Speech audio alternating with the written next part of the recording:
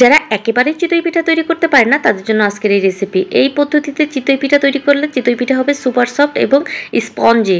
প্রথমে আমি চালের গুঁড়া নিয়েছি আর নিয়েছি স্বাদ মতো লবণ। এরপরে হালকা কুসুম গরম পানি দিয়ে এটাকে খুব ভালো করে মথে নিয়েছি।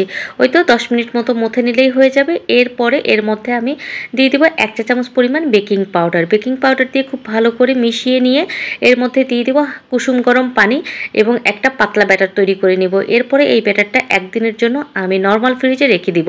এই পদ্ধতিতে যদি পিঠা তৈরি করেন একটা পিঠাও আপনার নষ্ট হবে না, সমস্ত পিঠা হবে ফুলকো ফুলকো এবং সুপার সফট স্পঞ্জি। একদিন পরে আমি নর্মাল ফ্রিজ থেকে 1 ঘন্টা আগে বের করে রেখেছিলাম ব্যাটারটা। এরপরে এই তো চিতই পিঠাগুলো তৈরি করে নিচ্ছি।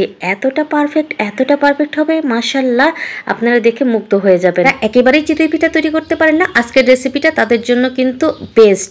যাই হোক, কেমন লাগলো অবশ্যই কমেন্টস করে জানাবেন, ভালো লাগলে সাবস্ক্রাইব করবেন।